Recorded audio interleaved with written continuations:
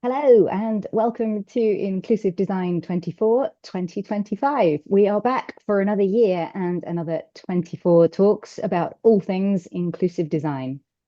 This is brought to you with amazing help from our platinum sponsors, Accessibility Cloud and Intopia. You can find us on Mastodon and Blue Sky. And if you have questions for our speakers, you can post them using the ID24 hashtag or post them on YouTube as comments. We will round them up and put them to our speakers towards the end of each session. Quick reminder that Inclusive Design 24 is a respectful community, and our code of conduct can be found linked off the bottom of every page of Inclusive Design 24. With the official housekeeping out of the way, I am now beyond happy to welcome back one of our guest host regulars, Carrie Fisher. Carrie, welcome back. Glad to be back. Thanks for the invite. I'm actually very excited to kick us off. It is the what a 832nd year doing this? No, 13th? All right. All right. So kicking off 13 years is Steve Barnett, and he is going to talk about getting accessibility ready for a design system. Take it away, Steve. Thank you very much. Thank you for having me. Yes, getting accessibility ready for a design system. Alternative title, Accessibility Ready, Set, Go! Sneaker emoji. Ready, set, go is the kind of thing they often say before a race. You know, you're about to run 100 meters around the track or something, and you're about to run, so you're getting ready. So I feel like accessibility ready is about that kind of thing, preparing to do some accessibility stuff and then going and doing it. Also, the ready, set, go in a kind of race thing seemed appropriate since this is the first talk of ID24 this year. Hooray! But also, scary. And I think one of the reasons it's the first talk is because I am coming to you from the future, by which I mean I'm in Aotearoa, New Zealand, which is not really in the future. It's actually just one of the far eastern time zones. So things happen here first. It's very nice here, by the way. You should visit. The most important thing that I'd like you to take away from this talk is to use an accessibility ready document. And I hope to convince you of that over the next 40 minutes or so. I think it'll help the design system team. It'll help them make more accessible things and keep those things accessible. It will also help the users of the design system, or consumers, sometimes we call them. It'll help them use those accessible pieces of the design system in a more accessible way and end up with them making more accessible web pages and more accessible experiences for all the people who use them. Hooray! I feel like I might be saying hooray a lot today. Hello, my name is Steve. I have an internet website at human-centered.nz, centered spelled the weird way, centered. My job is digital accessibility consultant at Intopia. We do many cool things. We do accessibility, inclusion, and equitable design. You can find us at intopia.digital. Check us out, we're cool. Me, personally, I've been a front-end developer since 2005, officially. That's when I started getting paid for it, but I was doing it for a little while before that. And I've had accessibility in my job title since about 2021. So that was really cool. Excuse me.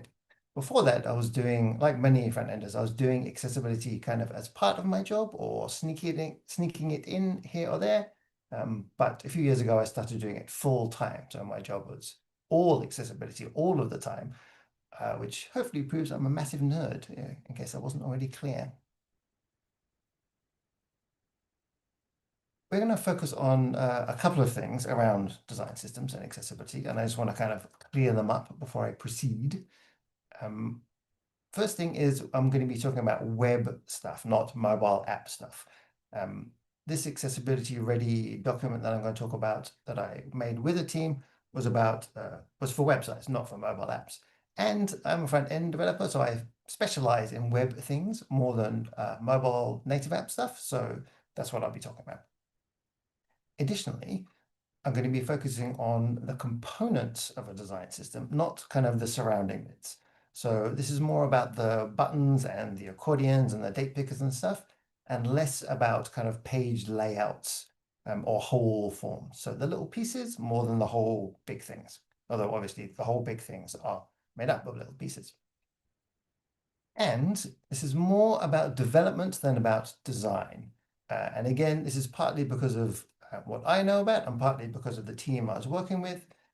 How do we bring it all together? Mostly development stuff with kind of sprinkles on top or around the edges of design. That's what this talk is focusing on. Agenda, he said in his radio voice. We're going to start with some background and context. Then I'm going to talk about the accessibility ready status. Then I'm going to talk about minimum requirements and additional internal requirements. Now, those two things might not make sense yet, but they will when we get there. Then I'm going to talk about supported assistive technology, what that meant for this accessibility ready status. Let's proceed. So, context. Where did I do this bit of work? When did it happen? What did it happen? Why did it happen? Who did it happen? So the design system team that I was working with, and I'm still working with, are the developers there are what I would call accessibility mature. They know a lot about accessibility already. They're really good at it. And so the stuff that they're making and building is already like pretty accessible and pretty good. So that was a good starting point, right? The thing was that so they were doing this good work already, but some of the kind of systems and processes were a bit kind of ad hoc, a bit improvised, right? So everybody tested with a keyboard, for example, but somebody might just test quite quickly and roughly, and somebody might test like very in-depth and very kind of detailed. Or everyone was testing with screen readers.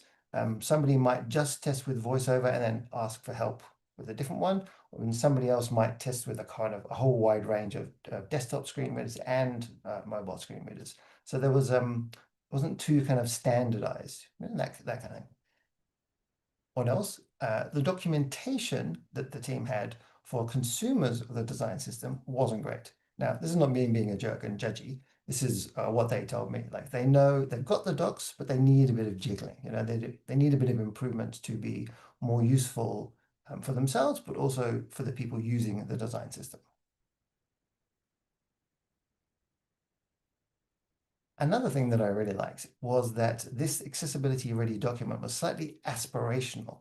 So they didn't just want to kind of write down and standardize what they do now, which would have been already pretty good, right? They wanted to do something a bit more, a bit better.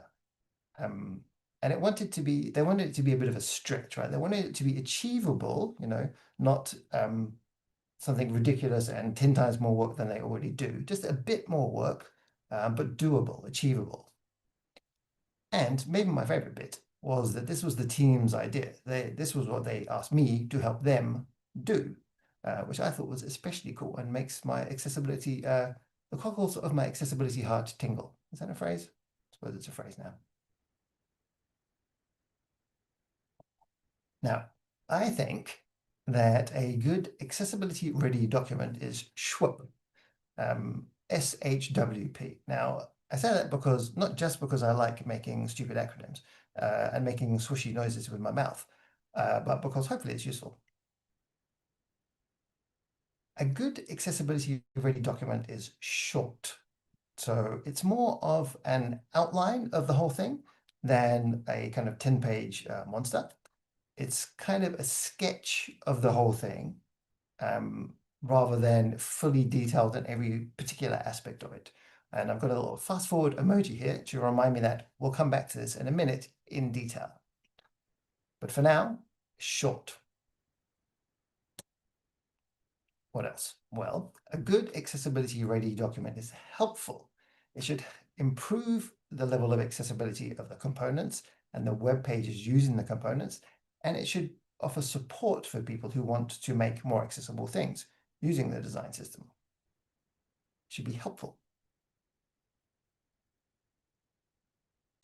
A good accessibility document also has a wide status. It needs to be practical, useful on a day-to-day basis, but also pragmatic, admitting that we don't have infinite time and money. We're still operating in a business environment, so we need to do the best we can with the constraints that we've got. fast forward emoji. We'll be coming back to this in more detail in a moment as well. A good accessibility ready document is also in plain language. So that means it's clearly written, it's easy to read, and it's digestible.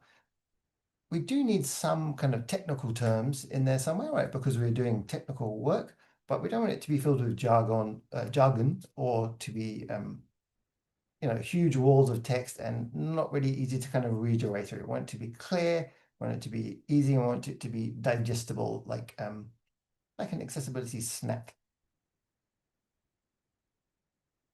So that's why I said a good accessibility ready document is short, because it should be short, it should be helpful, it should be wide, as in the accessibility ready status should be wide, and it should be in plain language. Hopefully that's not too controversial, I hope.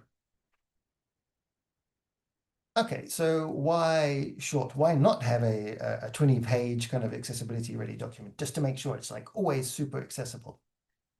Well, I think of this as, AKA also known as, there's more information on another page. So what do we want? We want a short document so that people actually read it. Now, if somebody doesn't read something, they're definitely not going to use it. And if they do read it, hopefully they'll use it. But we can up our chances of somebody actually reading it by keeping it short. Another reason to keep it short is for good RUCs and for TUCs, and they are definitely not acronyms I made up, I think. RUCs, return user experience, and for TUCs, first time user experience. Now, the first time user experience is important, right? Somebody lands there, the first time they see it, you want it to be immediately appealing and useful and helpful. But the idea is that you're going to be coming back to this document frequently. So the return user experience is actually much more important. So if I'm coming back to this document, I've probably seen it a few times already, and I kind of know what's there. I'm probably just looking for something specific, or I'm looking for reminders. So there's no reason to have the document you're returning to frequently to be huge and long. You want it to be short. You want to optimize for people coming back to it. And short because you want just enough detail. You want to be helpful, but you want people to have to find the thing that's helpful as well. You don't want to give them too much detail and kind of get them all fuzzy-headed trying to find the thing they want. Just keep it short enough, just enough detail to be helpful. There's information somewhere else if they need or want some more detail. But in this accessibility ready document, just enough. Agenda, he said again, still in his radio voice. So that was the background and the context. Now I'm going to talk about the accessibility ready status. What is the actual kind of core of this thing? What is this accessibility ready document all about? So for this one that we made, the team called it WCAG 2.2 AA+, which I love because I think is super nerdy, and therefore I like it very much. And the idea is that this accessibility ready status, it isn't just a pass-fail kind of state. It's more like a range. It's a wide status. Perhaps you're thinking, WCAG 2.2 AA, what is that? What are you talking about, you strange person? Well, you're not wrong, but also WCAG 2.2 AA, what I mean is the Web Content Accessibility Guidelines. That's the WCAG part. 2.2 is version 2.2, which is the current one. And AA means all of the success criteria at level A and AA. So WCAG is a big, among other things, there's a big long list of success criteria. These are all testable statements, and each one has a level. Some of them are A, some are AA, some are AAA. So what we're saying with 2.2 AA is all of the A and AA ones, and now I've said A too much, and it sounds like I'm just saying A. Something else that's interesting, or I find interesting, is that when somebody says, if you ask someone, oh, is your thingy accessible? Or they tell you it's accessible, what they often mean is something like, it meets WCAG 2.2 AA. If you're in the kind of situation where you're looking for vendors or buying or hiring software, and you want to look for, if you're looking on their website and say, hey, our thing is accessible, they probably mean something like WCAG 2.2 a conformant. So worth poking at a bit. So why have it as a wide status? Because that seems like a weird thing, right? If WCAG has success criteria and they're all pass fail, why have this ready status as a wide thing? Well, our baseline thing is that we want to have a high level of accessibility, right? We don't want it to be like okay, we want it to be good. So we need to have some kind of status, some kind of rules to check, some kind of checklist helpy thing to help us get there. Okay, cool, sweet. But /and we also want to allow for releasing components fairly timeously, which is a biggish word, and I'm not sure I've used it correctly, but I hope so. A design system that is incredibly accessible, but only releases components once every 6 months is not going to be super helpful to the teams using it.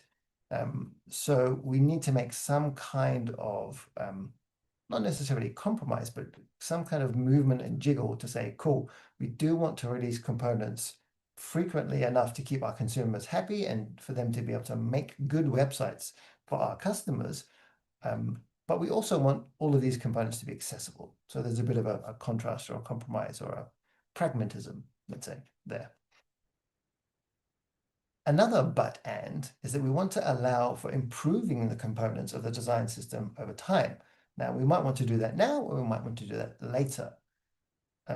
Perhaps that sounds a bit weird, so let me explain. I pick up a bit of work for the design system. I make this new component and it goes quite well. I finish quite quickly. I'm like, oh, I've hit the requirements, but I actually have a bit more time to make it more gooder than it is already. So I can spend a bit of time now increasing the level of accessibility of this thing. Hooray. I should have a hooray counter. Or we could improve it later. So finish the component, it's accessible, excellent, publish it into the world. But we know, let's say in like 6 months' time, we have a hack day, or we know we've got some time to work on improving old stuff. So we know we might want to come back to it later to make it even better. So we might work on it now, we might work on it later, but we want a bit of this, we want this accessibility ready status to be kind of wide-ish so that we can leave room for improvement all the time. Also, it feels nice to improve stuff. So this accessibility ready status is split into 2 bits. Bit though first, minimum requirements for our components to be released as accessibility ready. Fast forward emoji, I will come back to this in more detail shortly. Second thing, additional internal requirements for a component to meet our standards, the standards of the team, where what we say is good enough, what we say is great, not just good enough. And fast forward emoji, I will come back to that shortly as well. Seem to be doing a lot of coming back to things. Now, one thing to note that we decided on was that consumers of the design system only see accessibility ready. They see it as a kind of binary status. Either it is or it isn't.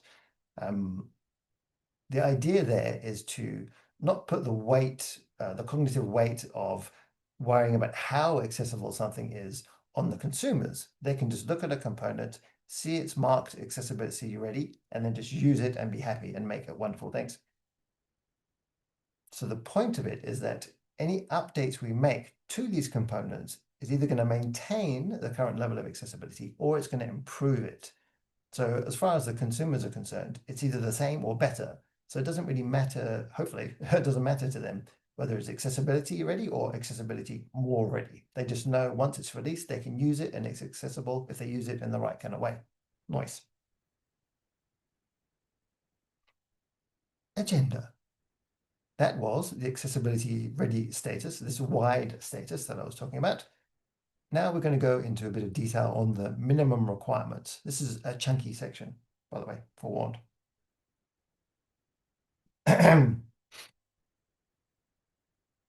one of the minimum requirements is that automated tests all pass.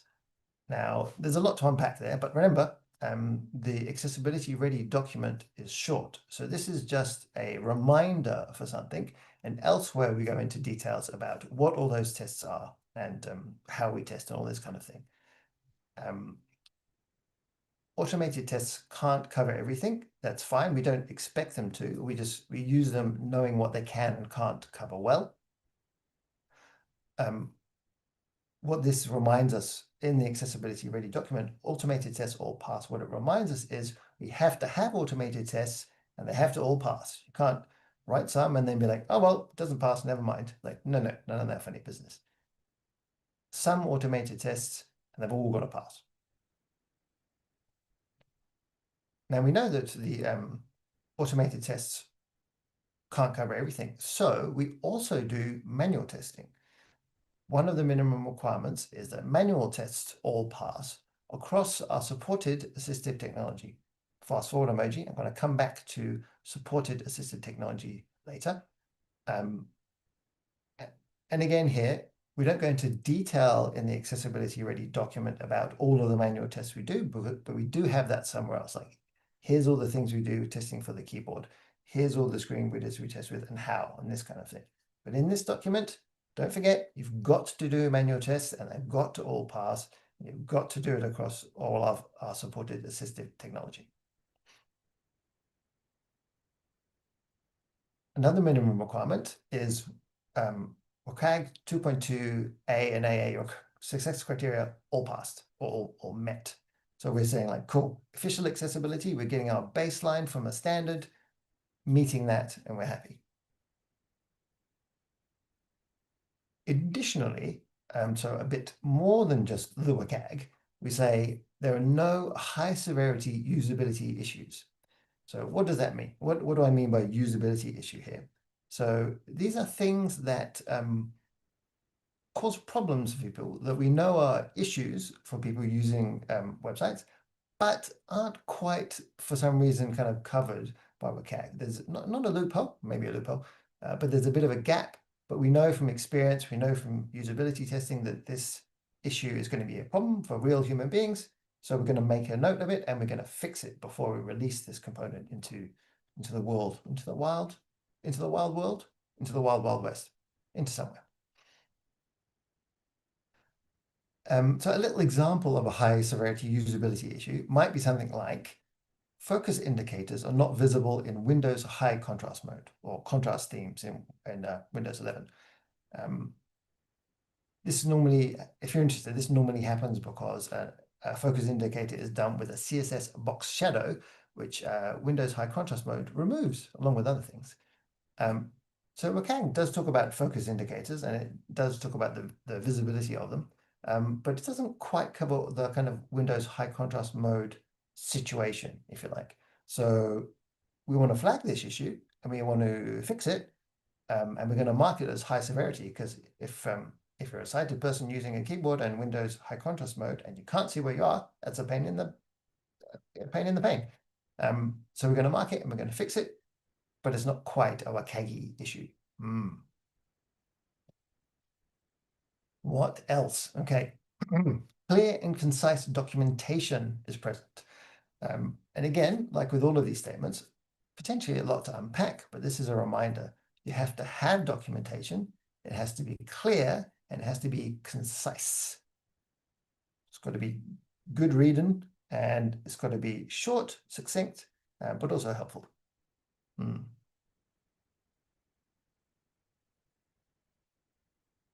Some example sections of documentation that we have in this accessibility, in the documentation, is when to use and when not to use, how to use, like how to put these pieces of the design system together to make a bigger thing, some content guidelines, stuff like what makes for good button text, what makes for good link text, that kind of thing.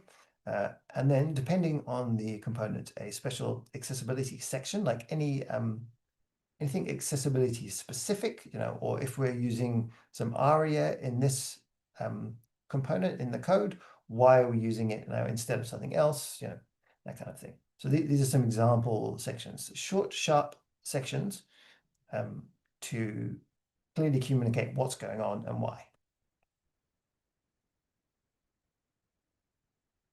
What else for these minimum requirements? Well, an accessibility specialist has confirmed that WCAG 2.2a and AA success criteria have been met and that there are no high severity usability issues. So these two things, WCAG 2.2a and no high severity usability issues, we've already checked, we've already had somebody check that these things are passing, that these things are good.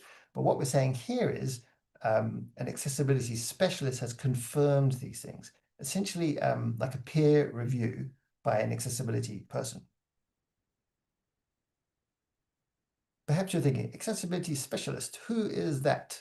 Is it my cousin Jeff? No, it is not your cousin. Well, actually, it might be your cousin Jeff. I don't know them. Who is this accessibility specialist? Well, classic answer to a tricky question. It depends.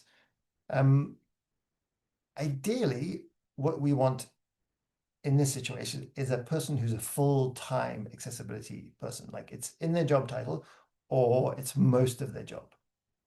It doesn't really matter, I think, so much if this is an internal or an external person. There are trade-offs to either one. You know, like an internal person might be more immediately available. You might be able to just ping them on Slack and they can answer you in the next couple of minutes or something like that.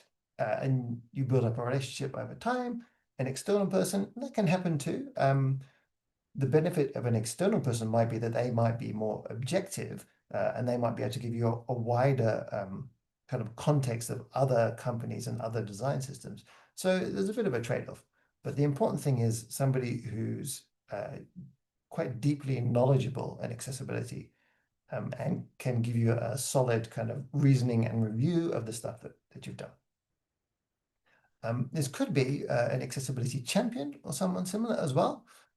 If you've got like a champions network, something like that, where you work, someone who's kind of, I was going to say high up the ranks in the champions network, but that makes it sound like some kind of weird organization. So I won't say that. Please pretend I didn't say that. Someone who's real good at accessibility and has the knowledge and experience to sign off and say, yeah, cool, man, carry on. That's what I'm talking about. Whew. Okay, that was quite a lot. That was the biggest section though. So well done for making it through.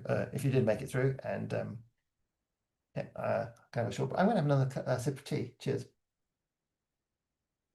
But that was the biggest section. So let's proceed. Let's have a quick review of all those minimum requirements because that was quite a lot. First of all the tests pass. So all of the automated tests that we've written pass. And they cover stuff well, but again, that's in another document.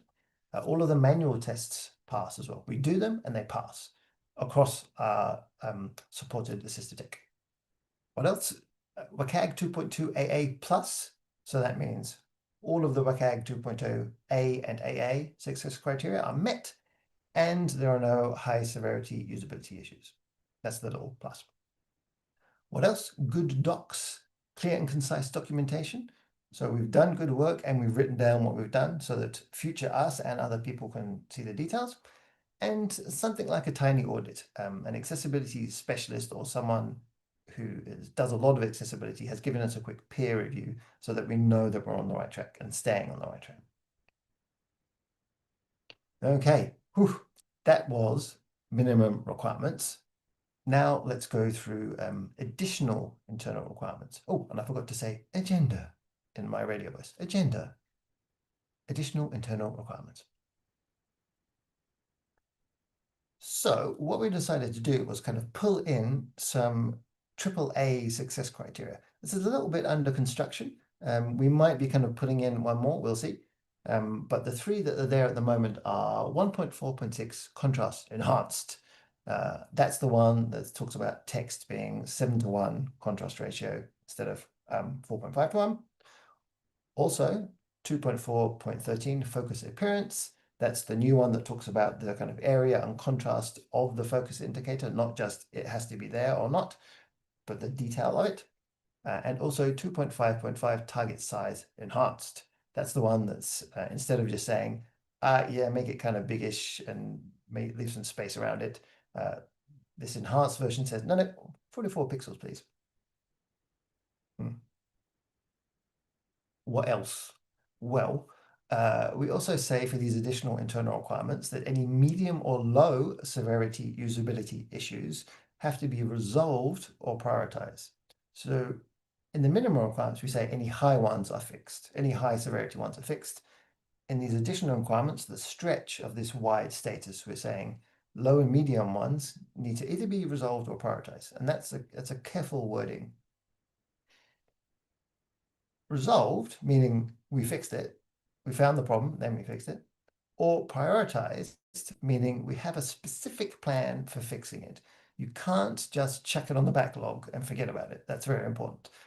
And I think that's especially important for a design system team, because the work they're doing is going out to so many people. We want to make sure that these components are especially high quality. So if we find low and medium severity issues, but we just say, we'll fix it later, that's not good enough for a design system. It has to kind of be the best of the best.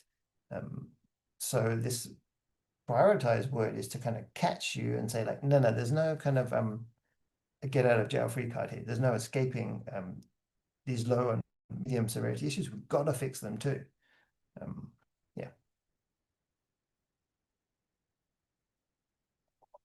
A quick cheeky aside about usability testing. Another thing that's included in another part of this accessibility ready document, which I didn't want to cover, but now I am covering it. So what was I talking about? Is that we regularly test with a wide range of people across a wide range of assistive tech. And when we do this testing, we prioritize weird stuff that we've built or things that use a lot of ARIA. So components that we know are a bit more kind of fiddly in the building and in the using for people, we prioritize testing those with the usability testing. And the reason I'm not going to go into it in more detail is because it's actually in another section of the document. It's in the principles section at the top, which is like the kind of North Star guiding thingamajiggies. But mostly we're just talking about the minimum requirements and additional requirements today. But just wanted a cheeky aside to say that usability testing is in there, but just not going to talk about it in big detail today. Agenda. Okay, that was additional internal requirements. Now I'm going to talk a little bit about supported assistive technology. In the accessibility ready document, there's a section called supported assistive technology. So what does that say? The short version in this short document, it says desktop screen readers, JAWS on Windows, NVDA on Windows, VoiceOver on Mac. Short and sweet, don't forget to test on these things. Mobile screen readers, VoiceOver on iOS, TalkBack on Android. Short and sweet, don't forget to test on these things. Contrast themes on Windows or Windows high contrast mode in Windows 10, don't forget to test on that. Short and sweet, not a lot of detail, but don't forget. However, there is also another document linked from the short accessibility ready document called supported assistive technology, and that's got all the detail in it. So I would like to talk through a bit of that detail. In fact, I will talk through a bit of that detail. So what did we decide? Desktop screen readers, we said, cool, we're going to test with JAWS 2 versions ago with Chrome on Windows. So now is 2025, so we're going to test with 2023 JAWS on Chrome on Windows. We're also going to test with NVDA with the current version with Firefox on Windows. And we're going to test with VoiceOver with Safari on Mac OS, the current version. So JAWS and NVDA, very popular Windows screen readers. They seem to be kind of chasing each other for who's the most popularist over the years. But we're going to test with both because we know loads of people use both. JAWS on Chrome on Windows is quite a popular combo. Cool, let's test with that, thumbs up. What else? Okay, well, we're going to test with NVDA. So let's change it up a bit. Let's test with Firefox and NVDA because we know that they talk to each other very nicely. And that way we get a bit of variation in browsers in our testing as well. and VoiceOver, Safari, and Mac, they all kind of come as a bundle. And we want that on the list because we want to test with it, but also because most of the developers are on Mac machines, which means we've got an easy in for them to get started testing with screen readers if they don't already. Or if somebody new joins the team who hasn't done much testing before, they can use the one that's on their machine as a kind of getting into it before they start testing with the other ones as well. What else? Well, mobile screen readers, VoiceOver, Safari, iOS, current, because reasons, that's rubbish, because they all come together. We want to test the latest version because people seem to keep reasonably up to date with VoiceOver. We know we've got to draw the line somewhere. Cool. So let's just get iOS updated, test with VoiceOver. Talkback and Android is more of a mess, isn't it? I mean, Android's more of a mess. I mean, I like Android. I have an Android. But the kind of the fragmentation and the splitting of Android can make things a bit weirder. So what we settled on was Talkback on Android, any version, like just test with something, that will be good enough for now. But we left a little note saying, if you're on a Samsung device, please chuck on Talkback and test with that rather than Samsung's screen reader. And we did that for like a bit of consistency, but also for a bit of try and test more with what's slightly more popular. Whew, that was also a lot. Now, it may be strange to say this, but we're in the end game now. Stick with me. Some of this accessibility ready stuff is under construction. So I think a fair question is, how's this accessibility ready document working out for you? Good, but still in progress. The team I'm working with has got these two big kind of components that are kind of have just come out, or another one coming out now. And so one of the things that we're doing is kind of putting this accessibility ready document through the ringer a bit, testing it out, updating it a bit, trying to make it more practical, more useful, while remaining still high quality and like a good measure of things, a good way to keep things accessible. Another very good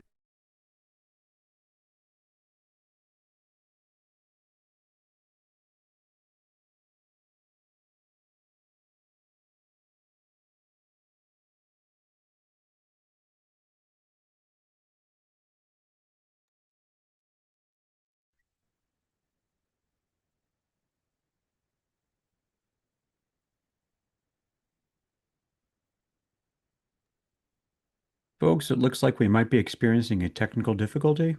Please bear with us.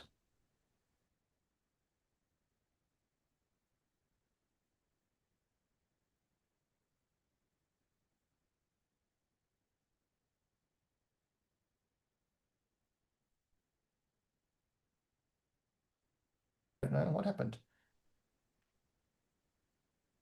I will resume. Yeah, so you might say, hey, you one person, you're in charge of this, but then it's on that one person.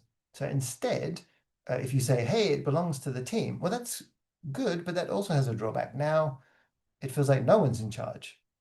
So where do you kind of settle on that? That's something we're still working out. Steve, I hate to be a party pooper, but could you share your slides again? Yep, sure. Thank you. I thought I had them. I think they went away when you dropped briefly. I thought I'd shared again. I believe I've shared again. Have I shared again? Looks like, yes, they are there. Thank you. Great. Thank you. Sorry about that, everyone. Yeah, so who's driving it? Working out. We are working it out. What else? Regression testing. Cool. So earlier I said we may want to improve stuff now. We may want to improve stuff later. What if I come back to it later? I've improved this component. How much of this accessibility ready document do I retest? Do I have to do all of the testing again, all the manual testing? Do I just need to do some of it? How much of the documentation do I need to update? All this kind of thing. So that's something we're still working out as well. Book. So, recap. We talked about background and context and schwupp, the funny noise I like to make with my mouth, which is it's got to be short, it's got to be helpful, it's got to be a wide status. And then we talked about the accessibility ready status, this wide thing, not just a pass or fail, but a minimum requirements and then additional requirements. So you've got a bit of space to make it good enough, but also to make it great. Then we talked about supported assistive technology. What is the kind of set of stuff that we test with regularly? And then I said, phew, that was a lot, and said hooray too many times. The most important thing I'd like you to take away from this is to use an accessibility ready document, because I think it really helps the design system team to make things accessible and keep things accessible. And it helps the users of the design system team to have confidence in the design system and to build more accessible stuff with the design system. Thank you, or tar, as we say in England. That is all. Thank you very much, Steve. Building more accessible stuff, that's what it's all about for sure. Carrie, do we have any questions? We do have some questions. I want to start with the one that came in on YouTube from Ricky. And he says, what are your views on balancing WCAG conformant accessibility with company branding requirements and design systems, things like color contrast and text size?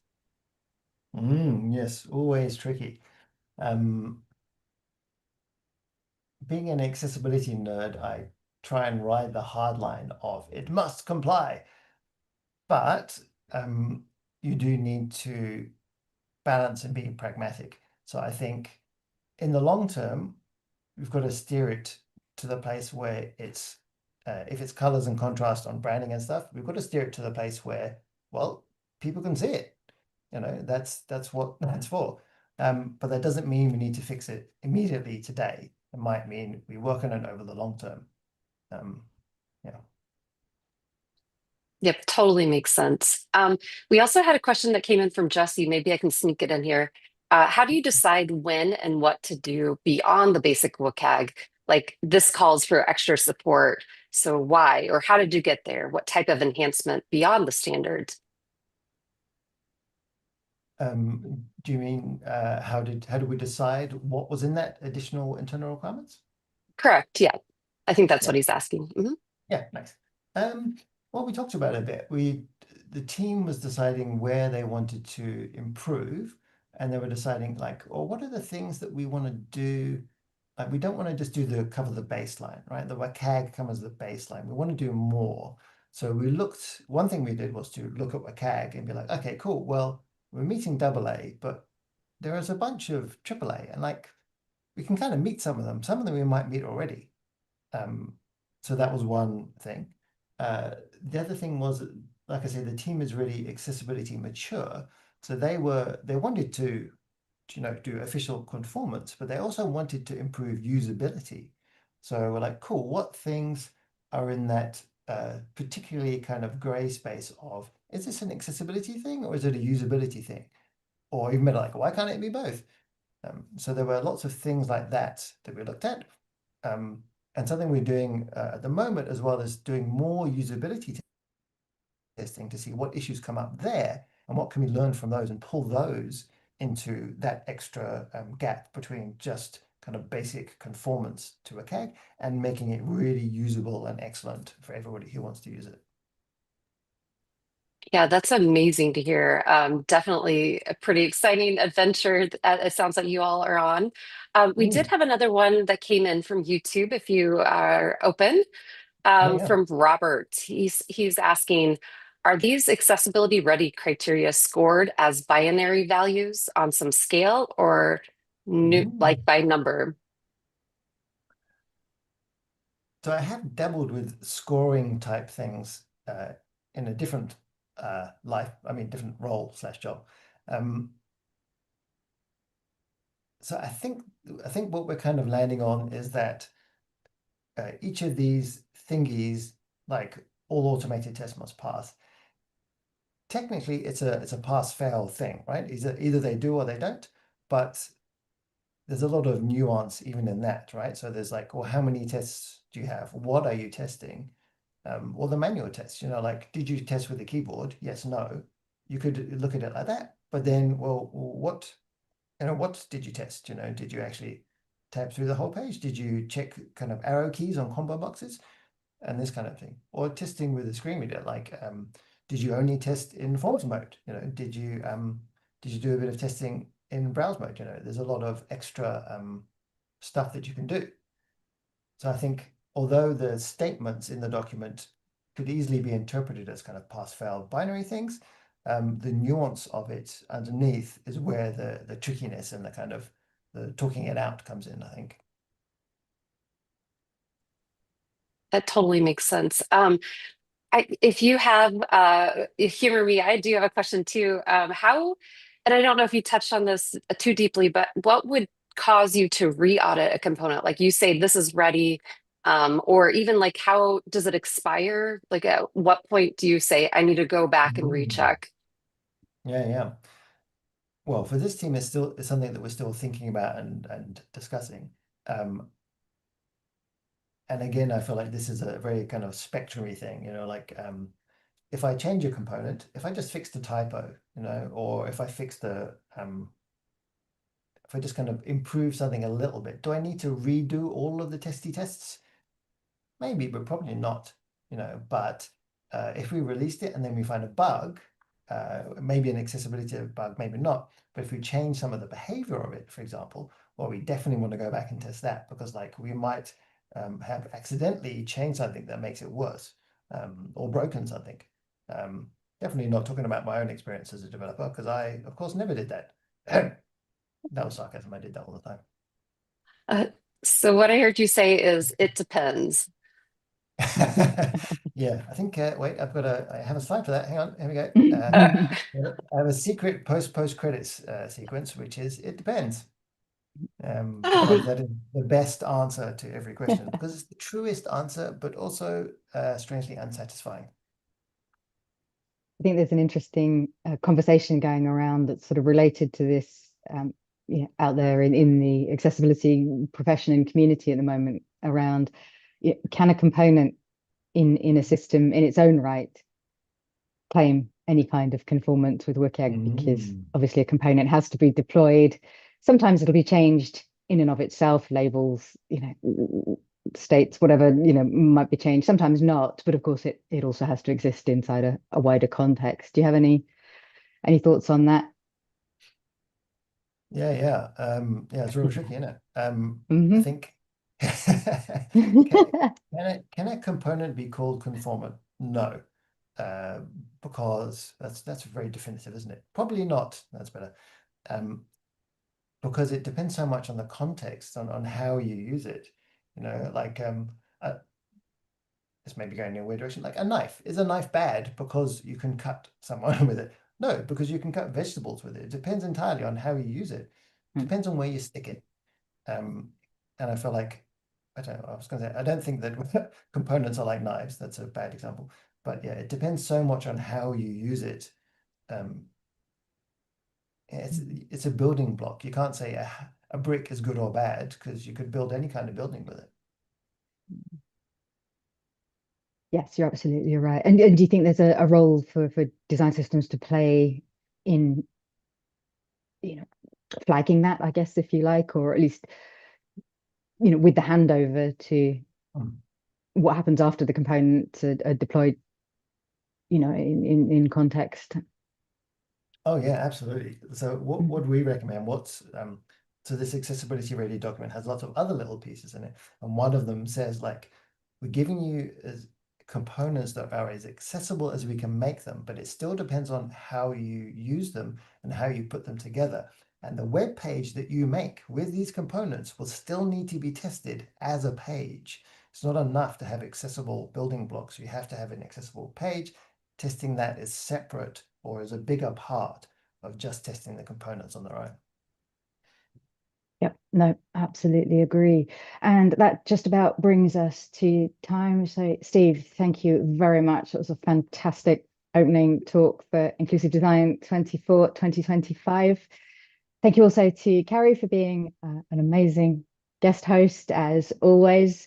Everyone, Please show your appreciation for this and indeed all our talks. Head over to our YouTube channel and hit the like button. And while you're there, why not subscribe to our YouTube channel? And that way you'll keep up to date with everything that happens there. Thanks to all of the organizations who've made Inclusive Design 24 possible this year, our platinum sponsors, Accessibility Cloud and Intopia, our silver supporter, Intuit, and our bronze supporters, the Law Office of Laney Feingold, Mantis & Co. and Vispero.